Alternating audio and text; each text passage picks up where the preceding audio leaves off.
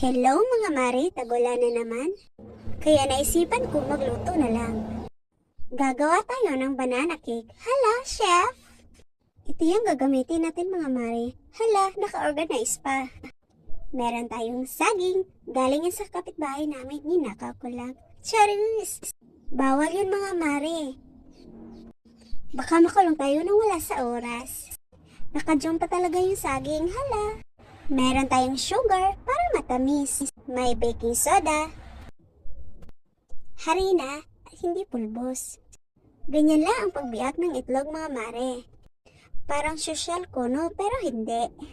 Ngayon mga mare, babalatan na kita. Ay, hindi pala yung saging. Saging na mahaba, kasing haba mo. Kasing haba ng hair mo, cherries. Ay, ang tagal ko matapos magbalat. Akala mo naman badami. Akalain mo namang 5 lang yan, pero di pa ako tapos. Ayan na, luto na. Ay, hindi pa pala. Ngayon mga mare, dudurogin natin siya. Dudurogin natin ng gusto. Tinidor lang pala gamit namin mga mare, kasi mahirap lang talaga. Pero kaya pa rin naman kahit tinidor lang. Ganyan lang siya mga mare. Kahit tinidor lang, durog na durog pa rin.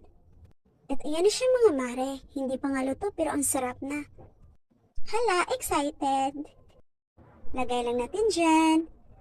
Tapos dyan. Sige lang, dyan and dyan. Tapos lalagyan natin ng harina. Harina lang yan, mare, hindi yan pulbo. Kaakalain yung pulbo. Tapos mix lang natin yan. Kuha tayo ng itlog. Lalagay natin yung isang itlog. Tapos yung baking. Pagkatapos niya, lagyan din natin ng sugar para matamis.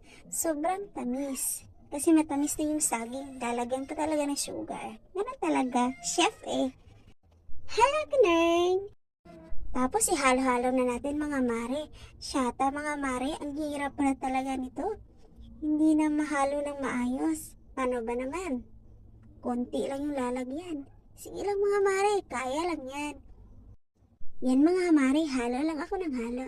Tapos nilagay ko na sa lalagyan. Di ko nga pala alam kung ano yan. Luto lang ako ng luto, hindi ko alam kung anong pangalan yan. Naku! O yan, nilagay ko na dyan. Mga 6 lang yung nagawa ko. Ay hindi pala, 7 pala. Ayan mga mare, dahil walang kahoy, yan lang yung ginagamit namin. Nilagay ko na siya sa pinakuloang tubig. At saka takpan. So ito na siya mga mare, lutong-luto na. Ay hindi pa pala. Tingnan ko siya kung luto na ba. Pero hindi pa. Kulang pa pala. Tinusok ko pa talaga mga mare para sure. Ang sarap-sarap tingnan. Parang gusto ko nang kainin ito pero hindi pa luto. Hala! Ganun talaga pag minsan lang nakakain. So ito na siya mga mare. Ang sarap, ang bango-bango niyan. Kala mo naman gawang chef. So ito na siya. Nilagay ko na siya sa plato. O talagang inayos ko pa kahit gutom na gutom na. Takam na talaga ako. So ito na siya, ang init-init pa.